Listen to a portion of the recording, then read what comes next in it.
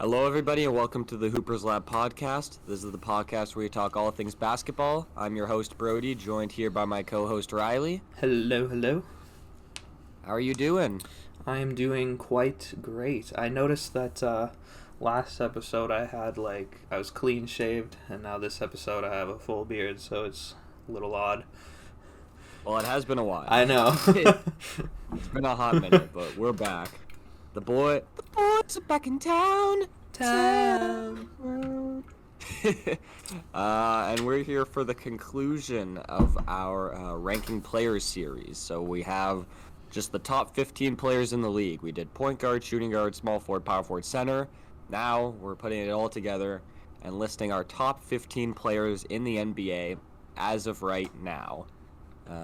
So yeah, this is based on how good we think they are right now, not just based off last season, but, taking some things into consideration. So yeah, I guess let's start with some honorable mentions. So some players that barely made the cut. Who comes to mind for you? The first person that I think they were originally on my list, and then I realized I forgot someone. The first person I have down is Jaylen Brown. I was about to say Brunson, but Jaylen Brown. Okay. Yeah, he just missed it, and it's kind of unfortunate because I feel like coming off the season he kind of deserved to be on here, but I just felt like I couldn't fully justify getting him on here over some other people. Yeah, for sure. I put him on my list last second because I got rid of someone last second, and that player is Kawhi Leonard. Kawhi Leonard is not in my top 15 players. Now, obviously, when he's healthy, he is a top 15 player. I had him on my list. With that injury news that's been coming out about him, I just can't justify it, man. That's I just fair. can't. Yeah, like, he might never be on this list again. We don't know. He's so crazy, man. But he had an amazing regular season, like, very good regular season. I think that's been kind of getting underrated. I was going to say, Played 68 games. He was amazing in those games. it just really sucks that he got hurt in the playoffs again. Because, he was having a good season overall, and then actually playing a lot of games for his standard, and then he still got hurt at the end. So, Kawhi Leonard and then at things. the Olympics, and then obviously to start the season, we don't know if he's going to start the season. They're being very cryptic with that kind of stuff. I would not be surprised if he wasn't starting. Yeah. So yeah, like it was close between him and another player, but I barely had him on my list. I had him at 15 originally, and then you talked about Jaylen Brown. I have Jaylen Brown at 15, so I gave him that edge. Jaylen Brown was originally an honorable mention for me, but he made my list just barely at 15. Yeah, makes sense to me. Yeah, that's where I had Jaylen Brown before I took him off. So yeah. Yeah, he's in that range for sure, like 15 to 20, I think. Well, yeah, I don't know. Who's another honorable mention you have? Jimmy Butler, and I just feel like when we get an actual locked-in Jimmy Butler, he's arguably top 10 on the list, but when we get nonchalant, going through the motions, Jimmy, it's hard to justify him being here, so yeah. If we get a stupidly locked-in season from him this year, maybe he'll be back, but I have my doubts about that. Yeah, he's in that contract year, maybe he just needs to be more motivated, and that's like something you touched on. Yeah, like to be a top 15 player, you need to be able to do it, not just in the playoffs, but in the regular season. The regular season takes up a lot of time, because we talk about the playoffs in high regard and how you need to be a great playoff player, but you also need to show up in the regular season, and that's something that Jimmy was not able to do. He's a playoff riser that didn't make the playoffs because of his passiveness in the regular season. That's the thing, and that's why I don't want to give him maybe it's deserved credit, but the fact that you're a playoff riser and the Heat can barely get to the play-in, it's like, that's nice that you're a playoff riser, but that doesn't do anything for us. Yeah, exactly. We'll see. He's in a contract year. I'm very interested to see how he does. I feel like there's two different ways this season could go for him. So we'll see. Do you have any more honorable mentions you want to throw out there? I got Victor Wembanyama. Call it glazing. I don't care. Yeah, I mean, as an honorable mention, it's fine. I mean, if you really want to glaze, you could put him already on this list. He's top 10. I seen a list. I think it was some. I don't remember. It was some sports company. They had him at like 11. I was like, holy shit, no way. Well, I was gonna say, is it that far out of the question? But I feel like just the people on this list are so solidified already and how good they are. Like, as good as Wemby looked in his rookie season, it just doesn't make sense to me. Yeah, top 15 is no joke. All these guys that I have on my list have been doing what they've been doing for multiple years. They've been able to show that they can do it in the playoffs. So I think that obviously we love Wemby here, but he's just not in that top 15 yet. But soon, not yet. Next season, lock in. Spurs are making the playoffs. Definitely not. We'll see. And then my last honorable mention here is Kyrie Irving. Had a terrific season. Was really lucky on the defensive end. Obviously, in the finals, he disappeared, but up until then, he was really good. And he's just outside. He's like in that 16 to 20-ish range for me. Obviously, super talented, but just not yet. Just not in that top 15. I was gonna say like he's a young player. He's gonna rise up there, but yeah, I don't know. Yeah, I think Kyrie had a very good season, and it's pretty well deserved. Kind of I don't want to say bounce back year because he didn't have a bad season last year, but just kind of a refreshing taste, I guess, if that makes sense. I don't know if that was a good way to put it. Reputation-wise, it was his best season in a while. Yeah. His name was getting slandered. And then also, buying in defensively is another thing I love to see as well. Yeah. Yeah. Do you have any more names you want to mention here? Nah, those are the only three that I put down. Yeah, okay. Let's get started. So I said my 15 already with Jaylen Brown. I don't think there's really too much else to talk about. He's Finals MVP. He is a great player, but the guys I have above him are proven as 1As. He is not that. I mean, maybe he is. He won Finals MVP. And also better regular season players. Yeah.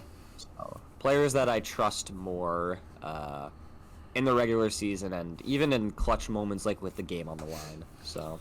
Yeah. At my 15, I have the other JB, Jalen Brunson. And, okay. and it might be, I don't know. I was considering putting him higher, but I just feel like this is really his first year of being like a true superstar, and it'll be fun to see it now that the Knicks team is, they've made all these moves in the offseason. It'll be nice to see how good he looks next year and how much of if he can kind of, especially develop more as a facilitator, because obviously he's super good getting to his spots and whatnot.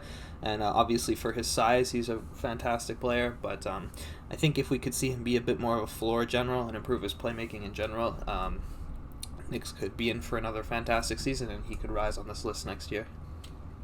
Yeah, for sure. And there is a bit of a ceiling on him just because of that size. It does limit him defensively. But yeah, terrific player. I mean, when you talk about like players attacking the basket and driving to putting that rim pressure on, and then also he was able to shoot at a high level, create his own shot, and just was amazing for the Knicks this season. I have him one spot higher, so I have him at 14. So yeah, you hit all the points basically. It was his first season of being this greatness, and the other guys above him have just done it for longer. So yeah, no, 100%. At 14, this is where I have Kawhi. And you kind of took him off for the health reasons, which I think is totally fair. But I just still think Kawhi, when he is healthy, he's a super underrated star in the league. But it's just unfortunate we rarely get to see that because of how injured he was. But obviously, again, he had more of a healthier season this year specifically, and again, obviously, just came up short in the playoffs. Yeah, for sure. We hit all the points. He's in that range of like 13 to 17, in that kind of range, I feel like. Yeah. So I'm not mad with you having him on the list. I just want to show a bit more respect to the finals MVP, putting him on, and then also taking into consideration, like, I had Kawhi on this list until it came out that he might not even start the season. So it's like, it just made me tired of this man, honestly. I'm just sick of Kawhi. I'm just sick of the Kawhi shit, man. Okay. So yeah, 14 I have Brunson. We hit all the points there. Number 13, who do you have? This is where I have Donovan Mitchell. I also have him here. Okay. Oh, Consensus number 13. The list is going to look too similar. No. I think this is kind of a good spot for him because I feel like all the people above him now are kind of in that borderline superstar tier, kind of. And not to say he's not, but I think he's kind of... I think he's kind of the weakest out of that bunch. Again, obviously he had a super great season, especially dealing with controversy early on in the season when the Cavs were going through injuries, but oh yeah. and I was like, controversy? Did he with someone he wasn't supposed to? He's beefing with someone on the team. No, when they had their injuries and him and Jared Allen kind of backpacked the team for a while. Well, and then there was some contract extension rumor, so that was something, I guess, as well that was going on at that time. Yeah. Obviously, we know him as a playoff riser. The way he played in that series against the Magic is not talked about enough. Carried them. I know the Cavs should have won that series, and they were able to pull it out, but, Donovan Mitchell he carried the team on his back.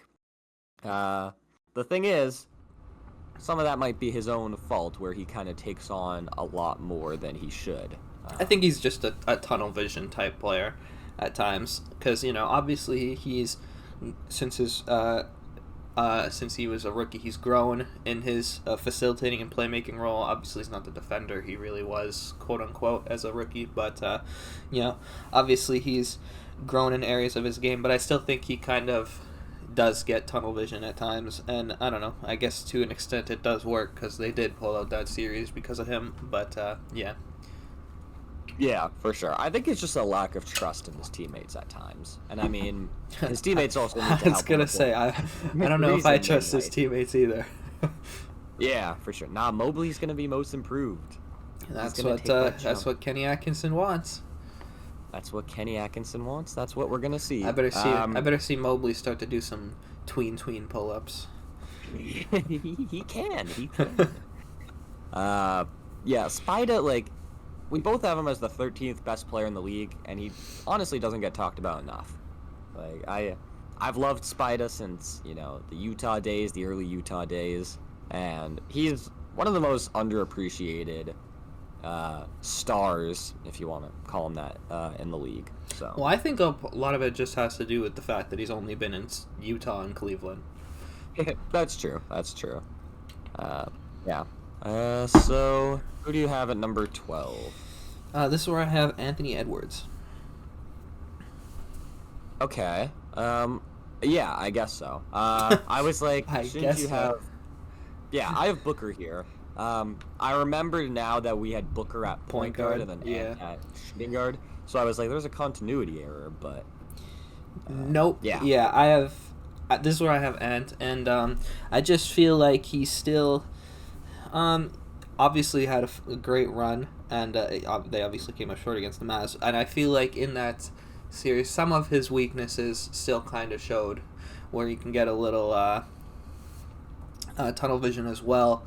And just not the best clutch performer and whatnot. But yeah, obviously took a super massive leap this season.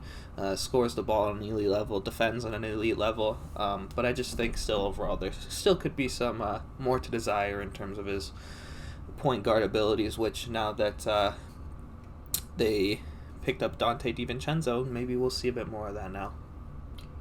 Yeah, I guess so. Don't bring up that trade, man. Fuck that trade. Yeah, so I think you hit most of the points with Ant. I think that his defense is honestly getting a bit overrated. Not people are acting take. like he's this elite defender, he still gets backdoored a lot. Yeah. Like, on-ball defense, it's there. But off-ball, I think that he can have the tendency to get a bit lazy. And then also, like, yeah, like, people act like he plays that defense 100% of the time, like prime Kawhi. But you don't see it as much as people would say, you know? Well, and you have, you have Jaden McDaniels to kind of carry the slack there. And then, obviously, Gobert on the back end as well. Yeah, like, I'm not asking him to. It's just exactly. when people talk about Ant, they mention his defense as a way to put him above other players, and that's just not realistic for me. No, that's just not something that, that's not a bad take. He definitely can lock in when he wants to, but yeah, I agree. I don't think it's like he's constantly defending in an all NBA level. Most NBA players can lock in when they need to. This is true. We know that. Most players can play defense at a high level. It's just about the willingness. So, yeah, I have Booker here. So I just have Ant and Booker swapped. Yeah, so do I. Yeah, so we're gonna get into a debate. Yeah, the only thing, like, obviously Booker is a more polished, like, well-rounded offensive player, more polished. I just like the highs of Ant better, and I don't know. I just like the highs of Ant better. That's really what it comes down to. The defense, obviously, Ant has an edge, but not as much as people would say, because people overrate Ant's defense and they underrate Booker's. No, defense, that's the thing for me. I just think Devin Booker as a player is super underappreciated as a player, and unfortunately, he didn't have a great playoff outing. Only most of the time he was kind of meh. Had a couple good games, which made it kind of look better than it was, but for the most part, it did kind of look like Kevin Durant was getting needed some help out there. But and I guess you could say to their credit that obviously the Timberwolves swept the Suns, but I just think overall Devin Booker is super underappreciated as a player. Like you said, I think he's pretty underrated as a defender. To Ant's overrated. I don't think the gap is as close as people make it out to be, especially with how good Booker looked on Team USA. And I've always thought Devin Booker is a super underrated playmaker. Obviously, the full-time point guard thing was meh, which is why they brought in Tyus Jones, but I think as your secondary playmaker, he can do a great job at that. And yeah, obviously, when Devin Booker's on a heater, I don't think there's a single man in the NBA who can guard him. Yeah, for sure. I know that this is going to be a bit nitpicky. I've wanted this man to shoot more threes for a while. Yeah. It's not really, like, we know, like, he came into the league as this sharpshooter. Like, that's what he was, like, he was compared to, like, Klay Thompson at times. I don't know. I just want to see that volume just a little bit higher, especially on a team that no one on their team wants to shoot threes. Well, I was going to say, the only one who I would be okay to say, just do your thing is Kevin Durant. And that's not that Booker's not an elite mid-range scorer or anything, but, Bradley Beal, we don't really need you to score the ball all that much. We have two of the best scorers in the league, and, you can get in where you fit in. But, yeah, I think Beal and Booker both need to up their three-pointers per game, at least a little bit. But, yeah. Well, especially Beal. Like, people want him to go back to what he was with Washington, early with Washington, when he was just a catch-and-shoot guy. Maybe with a point guard and with another year of realizing, okay, I am not the alpha here. I am the third guy. Then I think that will maybe help with that. So, he's the fourth guy. Nurkic is him. Yeah, but back to Ant and Booker. Like, I could be glazing by having Ant above Booker. I think most people would have Ant above Booker. Most people would. That's not to disrespect Booker, because, like, we love Devin Booker here. We think he's underappreciated in this league.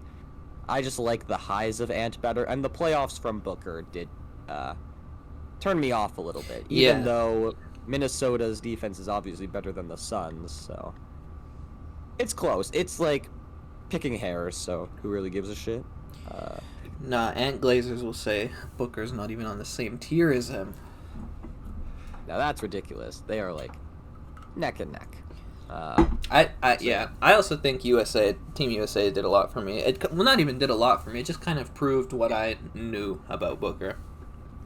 That's true, especially again with the defense we're glazing, but that's Oh, something that it showed, and get also him just his ability to uh, fit in where he needs to. playoff ball.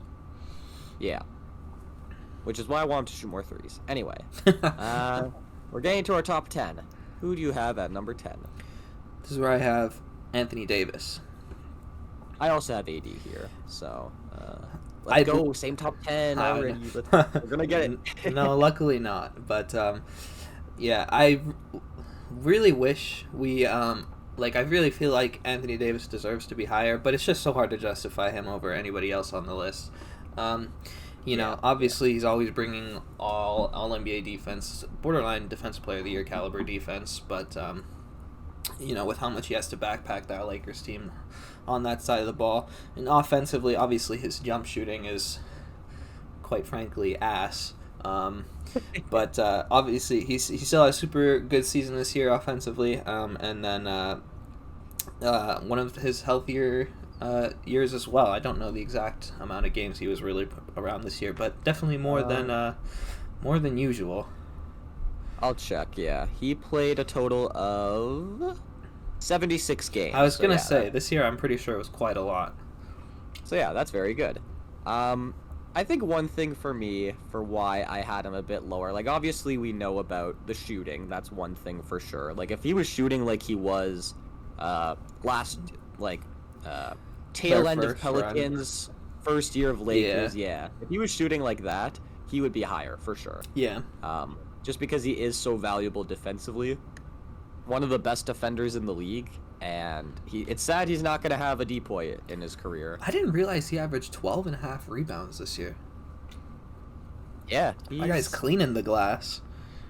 I didn't know it was that high either, so that's crazy. But obviously we know what he can do defensively, one of the best in the league. Dominant paint scorer, because he needs to when his shot isn't falling. But yeah, I think that one thing for AD is just the passiveness at times, whether that be past coaching, and whether that be just his own mindset or playing with LeBron. I don't know. I also think he just still kind of defers to LeBron, which, like, fair enough. He's arguably the greatest player of all time. But yeah, I think, you know, obviously everybody knows the purpose of the Lakers bringing in AD, you know, 4 or 5 years ago, whatever it was, you know, that LeBron would hand the torch to him and give him the keys, and that's never really happened. It's still kind of been 1A, 1B, but yeah. Yeah, for sure. But there were times in that Nuggets series where no one could stop him, and then fourth quarter comes and he doesn't get the ball, or doesn't want the ball. I don't know. Either of the two. But yeah, that's something that, like, as a superstar, you can't really have that. Yeah. If you want to be higher in this list, you have to be able to take over and continuously take over. And that's just something that, like, AD shows it in spurts, but it's something I want to see more consistently with him. Yeah. Number 9, who do you have?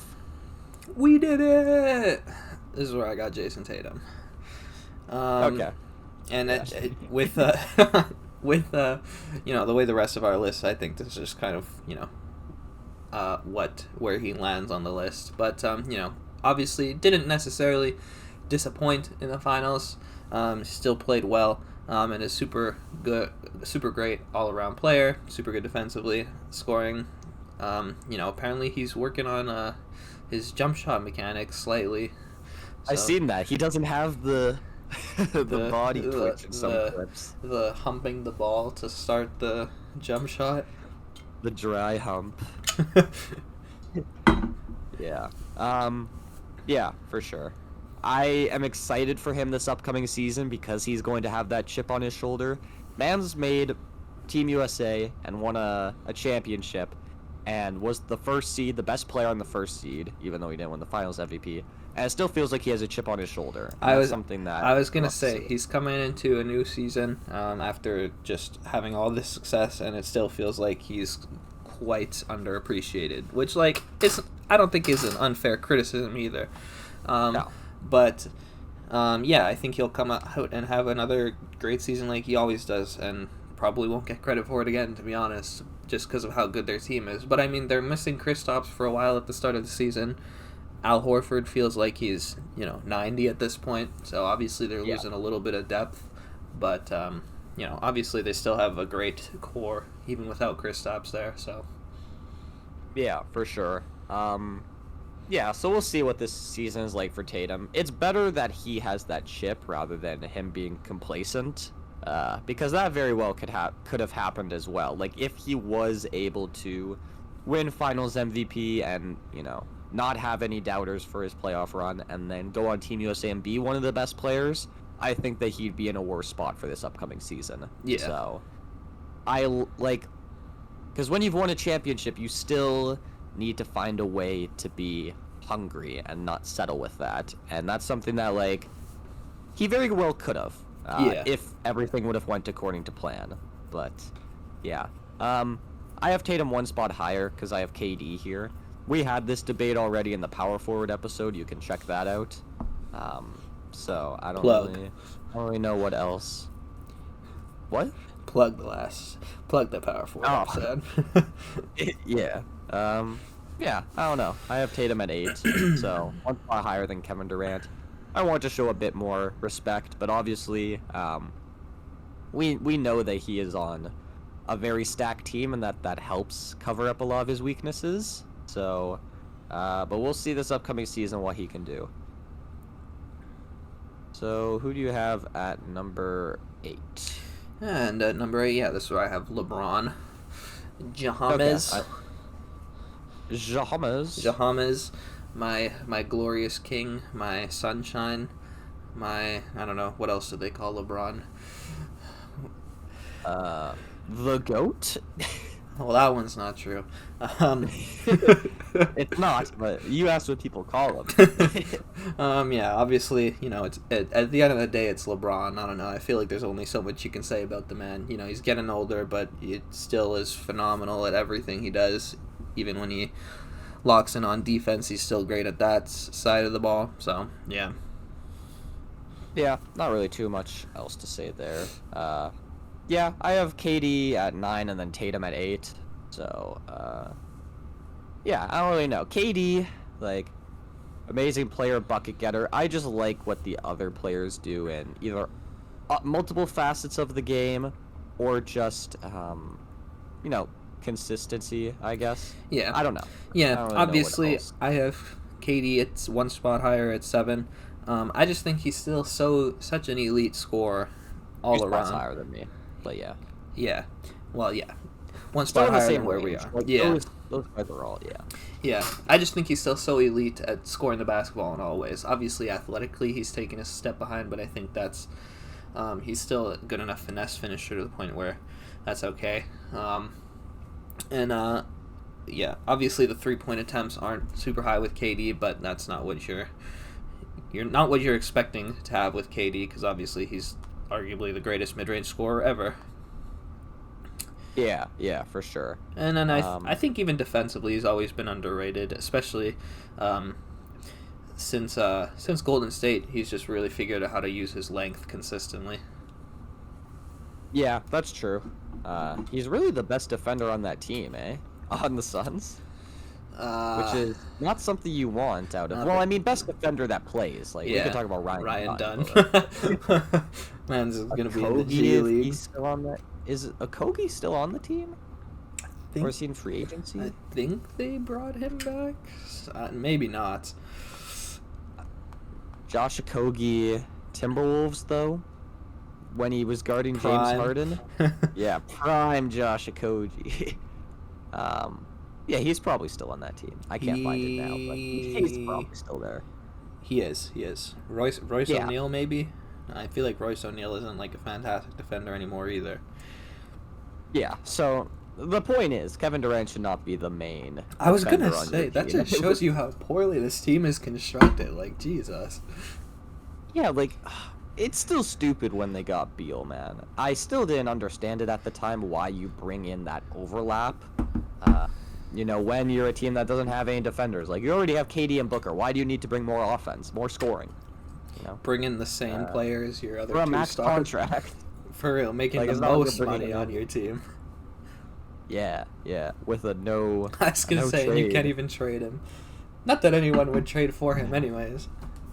No, but still, it just re-emphasizes the fact that you are in hell with him.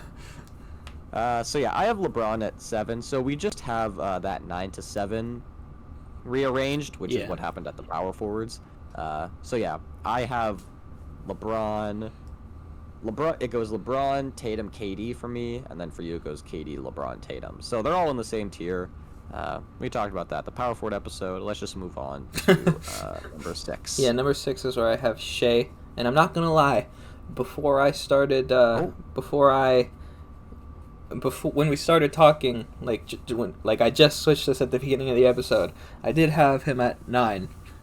Or not, yeah, at 9. And I decided to put the hater in me to the side, and I put him at least closer to where he should be. Maybe I'm a Glazer. Okay, well, we'll see when we get there. It's definitely that I'm just a Shea hater. But yeah, I have Shea at 6. Yeah, okay.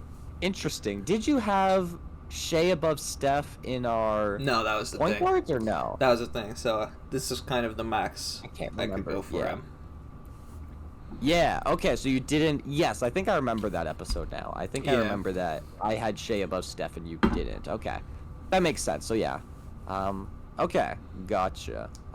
This is where I have Steph. I have Steph at 6. For me, he is the top of this tier. I think that after 6 is where it kind of changes for me personally. But I guess we'll see. Yeah, I don't know.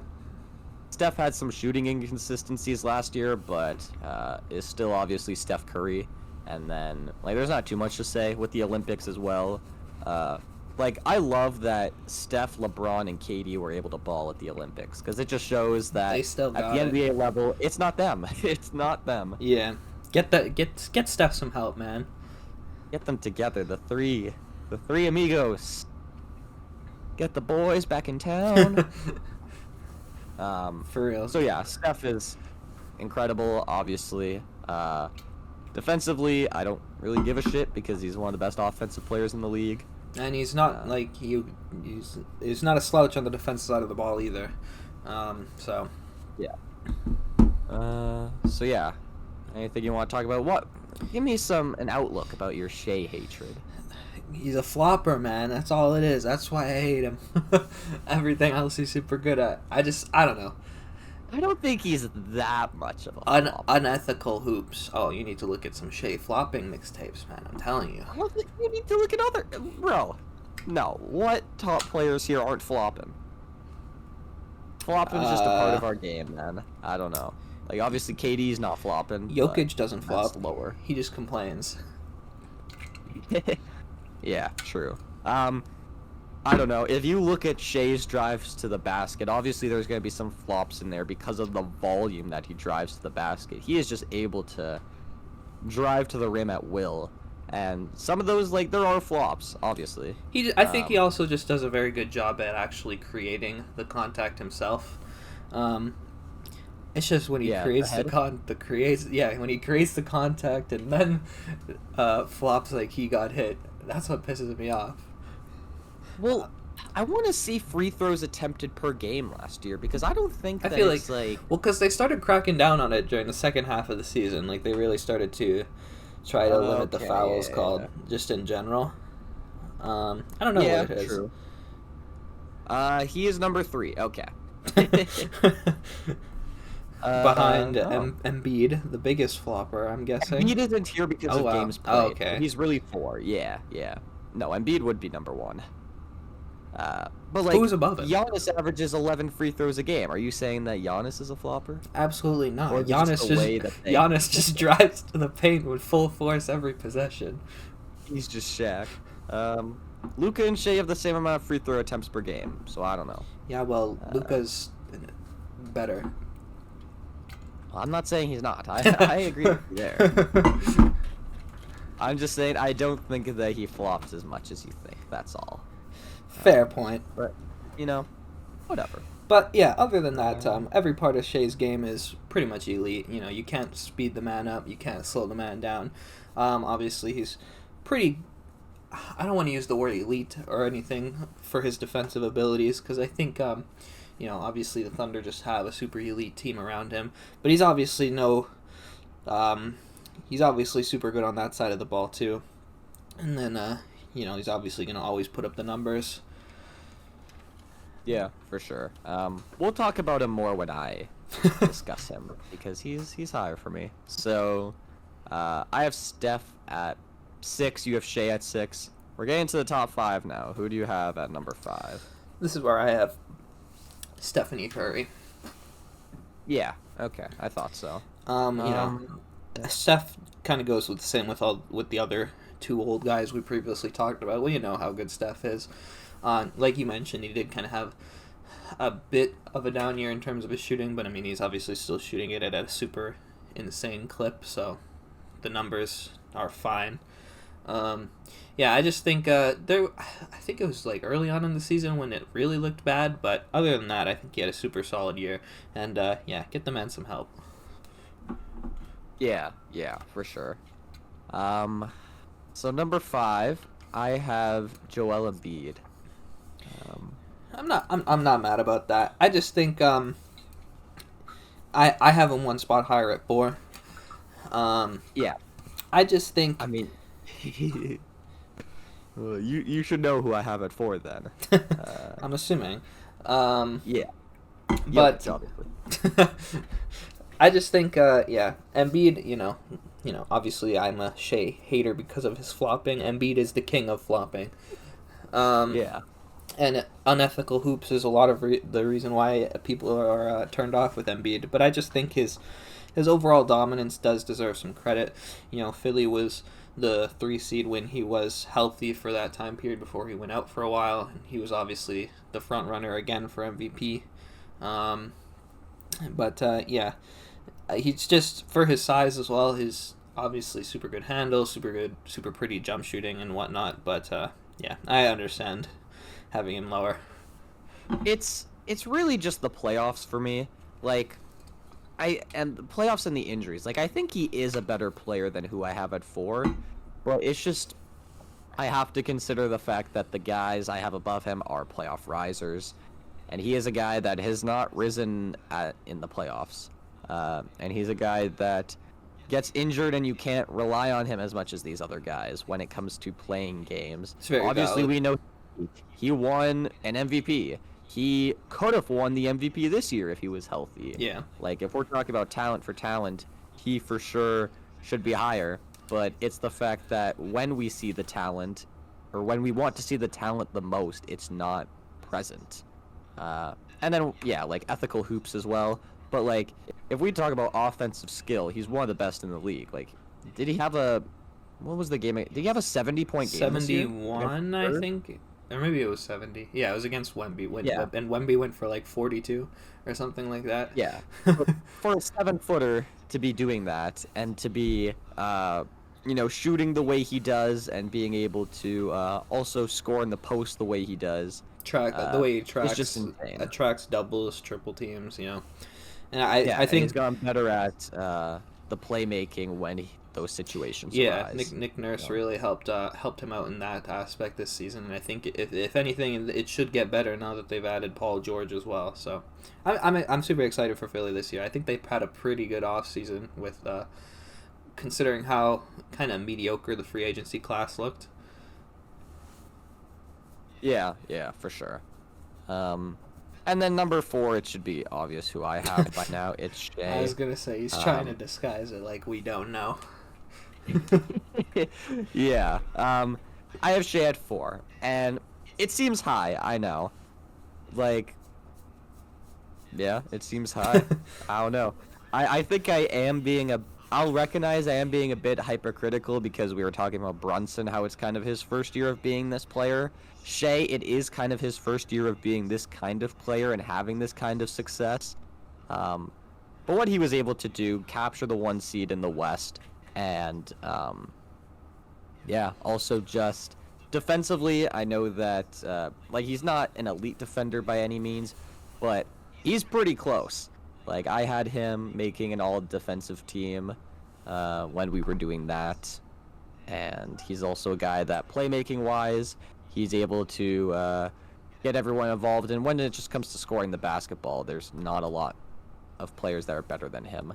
And I think what really solidified it for me was that playoff series against the Mavericks, where he looked like the best player in the series, and it was against a team that had Luka. He needed some more help, and I think that the role players will step up offensively when the time comes. But I just love Shea, man. I think that he would be 5 for me if it wasn't for Embiid's the downs of Embiid.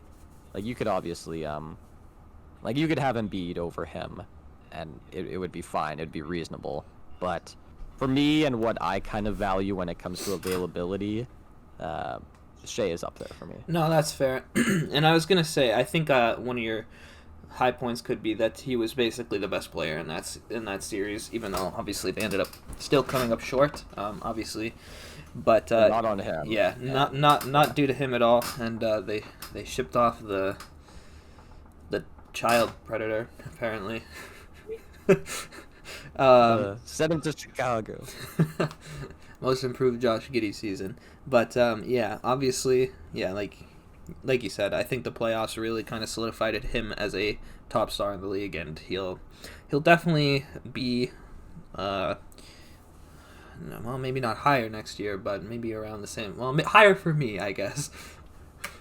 Yeah, he might be higher for you. He'll probably be higher for you next year. For me, I don't really think he could go up from here. I mean, unless you're like, no, he'd have to win MVP, which, I mean, I guess it's not out of the question, but not out of the question. I had him at MVP a lot of the points in the season. I think I was higher on him during his runs last year than you were. Yeah. I had him as MVP in certain points, and I don't think you really considered that. Never switched up on my dog, Jokic. I switched up. I'm not gonna lie. I had points where I was like, it's Luka, it's Jokic, it's Shea. But yeah, really, Shea is kind of solidified in this spot for me for the foreseeable future. Unless Embiid does have the season I want him to have, then he obviously should be above him. But I haven't seen that yet for me to put him above him. So. We're predicting Embiid's going to have an MVP season, and the Sixers are finally going to make it out of the second round. I don't know, man. Think about this, okay?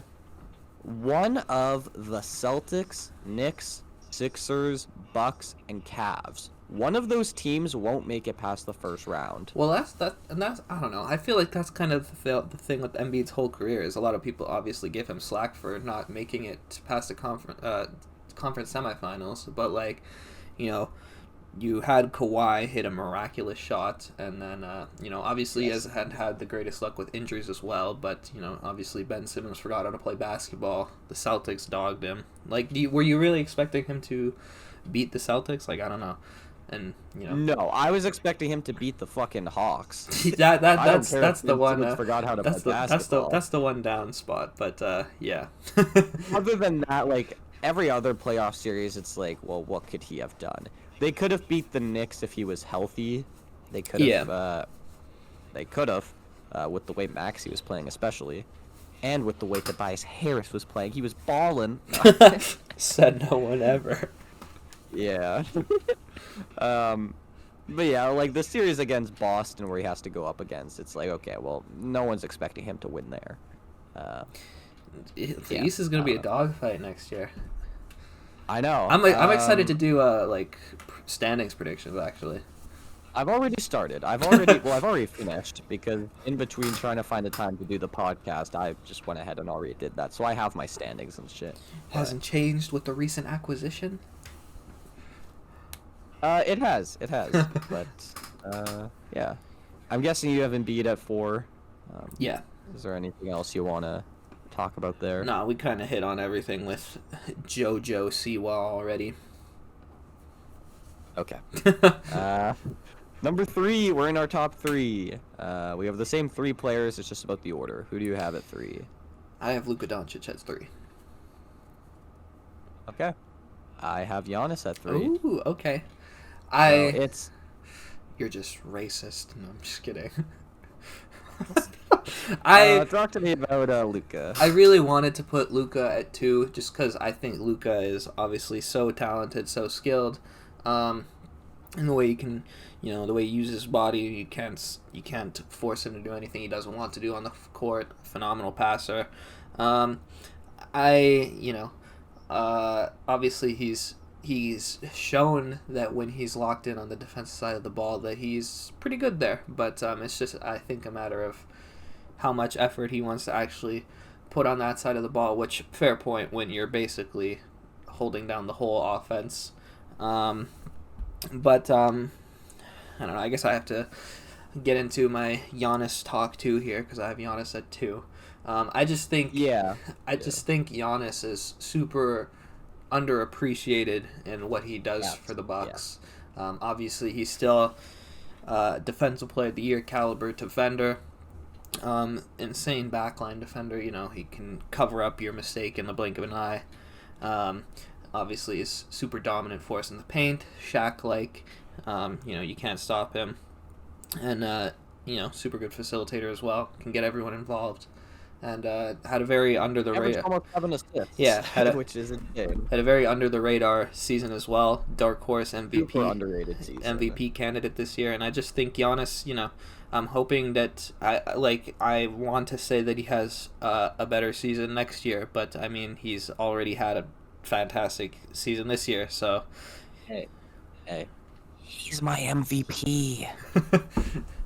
I have a winning MVP next year. I mean, spoiler, it might change, but I mean, I could see it just because he's gonna have to do a lot of backpacking as the Milwaukee old folks home starts to continues to regress.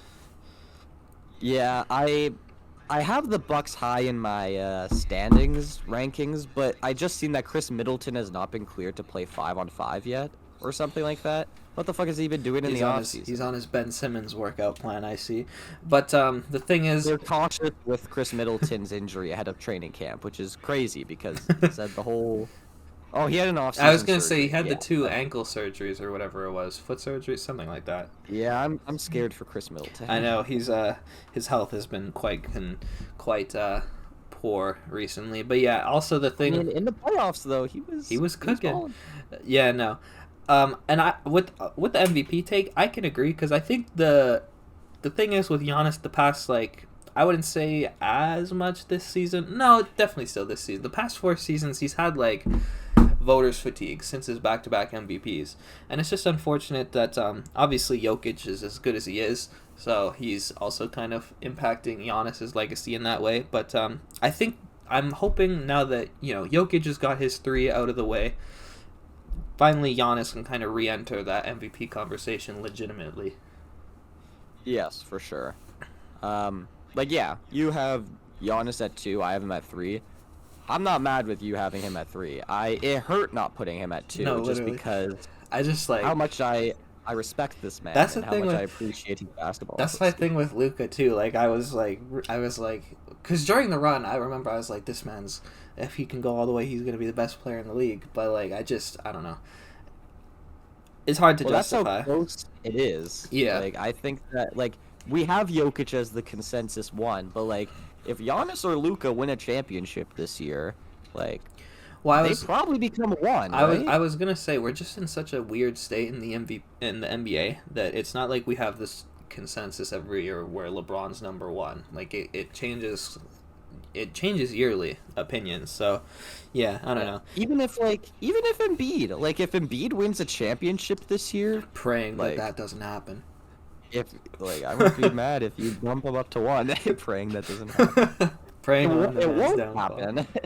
Yeah, it won't happen. Luckily, they've got 2 cripples on their team, so Tyrese Maxey MVP season. Watch out. Yeah, MVP Maxey. He's gonna be on this list next year. He's gonna be top 5, and he's not gonna be 5. He's not gonna be 4. He's not gonna be 3. Could you imagine Maxey just comes out and carries a team? He'd have to do so much to be in the top 5. Just because defensively he's not doing. He'd have to Steph isn't even top 5 for us. Speak He'd for have to be speak better. for yourself. Oh. I'm sorry. Yeah, back to Luka. It's really like it's really close between Luka and Giannis. The thing that puts Luka above Giannis for me is just that the past two playoffs we have not seen a healthy Giannis, and like obviously It's a fair regular point. season we know what he can do. It's the fact that this season Giannis didn't play in the playoffs and that Luka made it to the finals and went on an extreme run. It's a fair point. So and was covering up those weaknesses a bit more. Like he did become more of a volume 3-point shooter, which I wanted this year, and also defensively he did buy in a bit more. He was able to let others work when they needed to, when that opportunity came. So yeah, I don't know. Yeah, I think you also kind of saw the him and Kyrie really figure it out as a duo, kind of how to work together. And yeah, obviously he's just Luka, so he's most are I don't even think it's arguable. He's definitely one of the most talented players in the NBA. Well, he's the best scorer in the league. I think we could agree on that. Well, can we? I think so. Oh, okay, you didn't say anything, so I was like, I know he likes Kevin Durant, but no. If we're talking about scoring, I think Luka is at all three levels as well. I was gonna like, say he's just so like he's gonna get whatever he wants every time down the floor. and playmaking. Yeah, like offensively, it's him and Jokic as the top two best offensive players. Luka might be one. I just Yeah, think Luka I'm- has more like I honestly think it's just like size related. I think Luka just has more ability than Jokic does because of how just the couple inches, mobility, yeah, the which is mobility. funny. Yeah, even though Luka's Yeah. not very athletic. No. And then that one we have Jokic. Is there anything really to? Are I you mean- not entertained? And I mean, yeah, you could argue that the playoff loss was, I don't know, disappointing. But at the end of the day, it's Jokic, and he just won his third MVP out of the last 4 seasons. Almost made it to the probably would have been in the finals again if he didn't have a meltdown. If the Nuggets didn't have a meltdown in the second half of that game against the Timberwolves. Yeah, I can agree. Yeah, so, I mean, and now we have Jokic at kind of a more vulnerable state now that this Nuggets team doesn't look as good as last year. We'll have to see how he responds to that. I'm very excited for Jokic this upcoming season. Kind of just love when guys have a bit more of something to prove, a bit of chip on their shoulder, because when they won the championship, they looked like undefeatable. So Yeah. it'll be nice to see how he can Now they got Westbrook. if he can elevate himself even more. No, I am not excited for Westbrook. on this team. I think if they could find a way to use obviously like he's gonna be more of the 6th man, but I think like if they could use Westbrook like how they use Aaron Gordon, I think it could be okay. You just Which can't is you just funny. can't play them very much together. Yeah, no, in the regular season it'll be fine. When it comes to the playoffs, you can scheme a bit more. Denver really has to hope that one of their young guys can at least knock down the 3 ball. Because I don't Yeah. understand why they didn't bring back KCP. I genuinely don't care about the extra like $6 million that you're losing. You're missing out. Hey, You're that's why losing. the Timberwolves. That's why they got rid of Cad. Money. It's a business, and these owners, despite being billionaires, they love penny pinching. These cheap ass owners are ruining the league, and you know who else is ruining the league? CJ McCollum with the stupid ass CBA. Oh. Fuck that man. The hatred is not even a basketball standpoint anymore. It's him as a person. Players Association representative. Oh, it's definitely still as a basketball player. Yeah, but now it's gone even deeper. No, There's another leg that's been added to it. soon I'm just gonna hate him to hate him. Yeah, especially like since the Nuggets and Timberwolves are in states of legitimate contention and are smaller market teams, like why not push for it? That's the thing. Like Like, I I don't care think about the money. I think you get more revenue winning a championship. Like, unless you really don't think that your core could win a championship, which I don't know how you could think that if you think about Westbrook in a minimum as well, right? You could even do that still with KCP. Like, I don't know, man. Something like that. I Yeah. just think it's these bitch ass owners. Yeah, Unfortunate. For sure. Like it makes more sense for like the Hawks, you know, because they aren't in that place of contention like the Timberwolves and Nuggets are. But even still, like the Hawks, they shouldn't be penny pinching as much as they should either. I'm buying No Hawks owner stock. should be penny pinching. You should be trying to put all your chips in the basket to try and win. If you lose a couple million, so be it. Well, especially like the Timberwolves. Like you Yeah. just had your best season in like 20 years. I don't know. Might be their Best season probably ever? their best season I ever. Yeah, I don't other know. than the 04 KG season, Yeah. like you could make an argument. You have an ascending superstar, but you want to be a bitch and can't afford to lose out on a couple $1,000,000 when you're already a billionaire. But it's the world Yeah, we live in, I yeah. guess. Yeah, for sure. And I'm a bit scared for like the Timberwolves' future and Anthony Edwards' future with the Timberwolves. Well, like the Timberwolves don't have a lot of their own draft capital now, and you're Yeah. not really gonna turn Rudy Gobert into that. As good as he's been, Oh, no, as no, good no, as no. he was, you're maybe getting a pick or two from him if you're trading him. And Yeah, but I just mean like in 5 years, if Ant isn't on this team, I think we can look back and see that this was a turning point. And it's kind of like that with like Giannis before he got Drew Holiday. There was times where they kept losing and losing and losing. And then when they lost Malcolm Brogdon, I was like, okay, this is kind of like we might look back at this move and be like this was a big contributor to why he left. well, and then You know, losing Giannis, out on Malcolm Brogdon. Giannis put the pressure on the organization, and they sort of came through, bringing in Dame. But I mean, they won a champ. Well, That bringing too. Drew Holiday That winning too. a championship, and then yeah, this was And before then- yeah, even and then- because I didn't think he was Yeah. staying in Milwaukee, yeah, and then they got Drew Holiday, and then they won a championship, and that fixed everything. I was gonna But say if that when wouldn't have happened, when in doubt, trade for Drew Holiday. that's yeah, basically. And you know who had him? No. The Sixers. I was gonna say they'd rock with Drew Holiday. Pick up the phone. So They, GMs, they would. That's the perimeter defender they need. It was never Ben Simmons. It was Drew. no one needs Ben Simmons. Yeah. You think? I mean, Do you think we get a bounce back Ben Simmons year? no. I said it. I was hopeful last year. I said that was my last year of hope. But If it I doesn't- feel like he's a it's not little. gonna happen. I feel like he's healthier this season. I'm not. I'd rather him. No, here's the thing. I would rather me be like he's not gonna do it and him do it, rather than me be like he's gonna do it and him not do it. Yeah, I was gonna say. So- I was gonna say I'll buy the Ben I'm on Simmons the stock bandwagon. this year, but I feel like that's just a bad bet. That's just like guarantee you losing money. It's yeah, exactly. I don't want to look stupid again. He's made me look stupid so many times. Not again.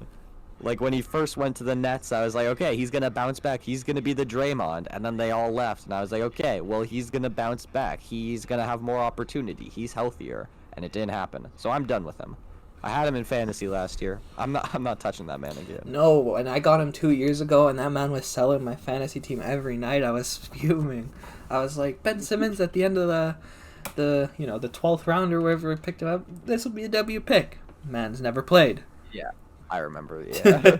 Once you're a Ben Simmons fantasy owner, you never go back. Well, because I had him on one of his last good years with Philly, and he was like super good for me. So I was like, this will be a steal. Yeah. At the end of the I draft, think you had Trey and Simmons that year, right? I had that. That was my best year. I just always have injuries with fantasy. We need to find a new You fantasy fell off. group. fell off. Yeah, then. I was gonna talk to you about that. I don't. We need to Very we need to see what's going on. very sidetracked. But I don't know. I Yeah. didn't Jokic really. is the best player in the league. Jokic. Yeah. What time are we at? Is it time to end this? We're at an hour, like exactly. Yeah. So let's Happy New Year. Yeah. Let's just recap our lists and then call it an episode. So I'll go first. Oh shit! I closed My best player in the league is Jokic. I have Jokic, then I have Luka, Giannis, Shea, Embiid at 5, Steph at 6, LeBron at 7, Tatum at 8, Kevin Durant at 9, Anthony Davis at 10, Anthony Edwards at 11, Booker at 12, Donovan Mitchell at 13, 14 Jalen Brunson, and 15 Jaylen Brown. We actually had a very different list this year, which I kind of like. Usually we're right in line, but at 1 I have Jokic, 2 Giannis, 3 Luka, 4 Joel Embiid, 5 Stephanie Curry, 6 Shea, 7 KD, LeBron at 8, Tatum at 9, 10 Anthony Davis, 11 Devin Booker, 12 Anthony Edwards, 13 Donovan Mitchell, 14 Kawhi Leonard, and 15 Jalen Brunson. Yeah, so I think the key difference is we just have Luka and Giannis swapped. I'm higher on Shea than you are, and then we just have that LeBron, Tatum, KD tier kind of rearranged. And then I have Ant over Booker, you have Booker over Ant. And then I'm higher on Kawhi and JB. I have Jaylen Brown and you have Kawhi. Yeah. That's pretty much like, yep.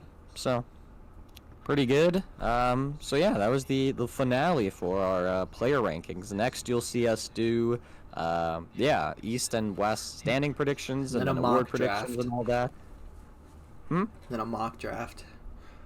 A mock draft. A way too early mock draft. Way too early. We know like 3 prospects. Yeah, literally. Yeah. It's not early enough, I don't think. We should have done it the day after. The day after the the 2024 draft. You do the 2025. Well, that's the thing. That's what people do. And like I kind of get it because like around draft time, like all you want to look at is mock drafts. Yeah, true. And then you accidentally search up the wrong mock draft, and then that's how you get the clicks on the article because people are searching up mock draft and they're like, wait a second, this isn't the right one. I'll read it anyway. So yeah, that's all for this episode of the Hoopers Lab podcast. We hope you enjoyed. If you did, then leave us a comment, leave us a subscribe, Share the new video. subscriber. Yeah, do all that stuff, and then if you're on wherever you get your podcasts, then like it or whatever you can do on those. 5 stars. 5 stars. 5 star. 5 star. So yeah, that's all for us now. We'll see you in the next one. Take care and goodbye. Adios.